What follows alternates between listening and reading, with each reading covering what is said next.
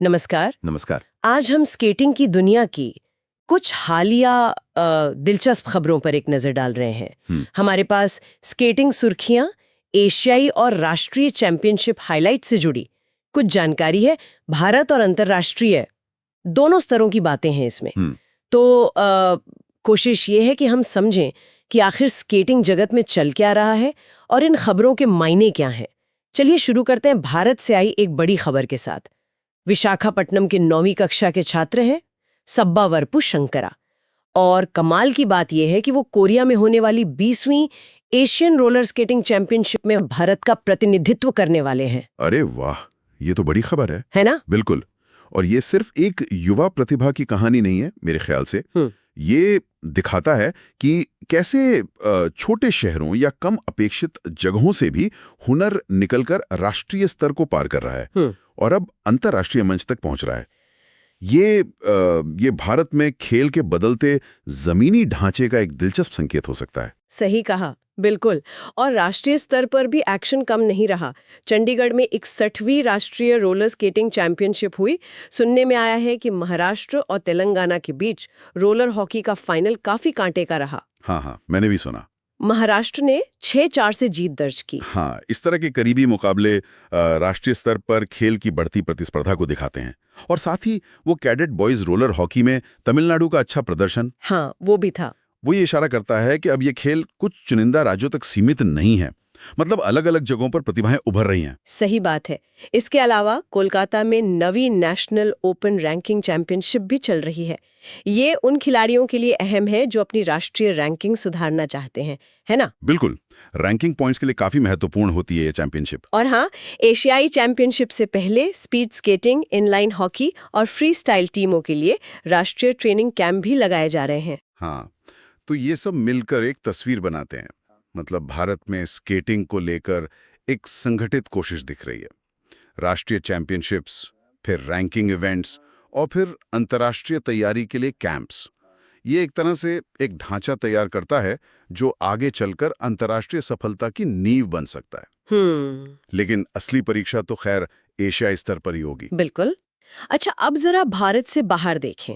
हाँ। इटली के रज्जो एमिलिया में एस वर्ल्ड कप फाइनल हुआ।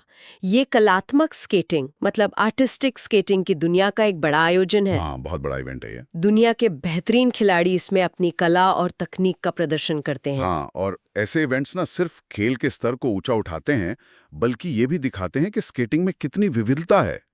मतलब एक तरफ रोलर हॉकी का टीम गेम है, तो दूसरी तरफ कलात्मक स्केटिंग का व्यक्तिगत कौशल। बिल्कुल अलग दुनिया है। सही। और इटली में ही मिलान शहर भी एक और बड़े इवेंट की तैयारी में है, हीरो बैटल कप।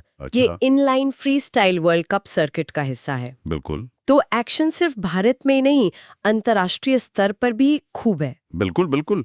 ये वैश्विक आयोजन खेल को लाइमलाइट में रखते हैं और खिलाड़ियों को उच्चतम स्तर पर प्रतिस्पर्धा करने का मौका देते हैं। ये बहुत जरूरी है। हाँ, लेकिन स्केटिंग की दुनिया सिर्फ बड़ी चैंपियनशिप और चमक दमक तक ही सीमित नहीं है ना? नहीं, बिल्कुल नहीं। जमीनी हकीकत कई बार अलग होती है। जैसा कि हमारे सोर्सों में अमेरिका के वेरनॉन शहर से एक खबर है। वहां के एक स्थानीय Ron and roll skating rink में चोरी की घटना हुई है। ये सुनने में शायद एक छोटी स्थानीय घटना लगे, लेकिन ये बहुत महत्वपूर्ण बात याद दिलाती है मेरे हिसाब से। ये जो स्थानीय स्केटिंग रिंग होते हैं ना, ये सिर्फ खेलने की जगह नहीं होती। ये समुदायों के लिए मिलने जुलने, सीखने और एक साथ समय बिताने के केंद्र होते हैं। सही कहा। तो ऐसी घटनाएं पूरे समुदाय को प्रभावित करती हैं और इन जगहों की सुरक्षा और उनके महत्व पर सवाल उठाती हैं। बिल्कुल। तो कुल मिलाकर देखें तो एक तरफ भारत में नई प्रतिभाएं सामने आ रही हैं, राष्ट्रीय स्तर पर खेल का ढांचा मजबूत होता दिख रहा है। दूसरी तरफ अंतर्राष्ट्रीय मंच पर बड़े आयोजन हो रहे हैं जो खेल के वैश्विक प्रोफाइल को बनाए हुए हैं। सही।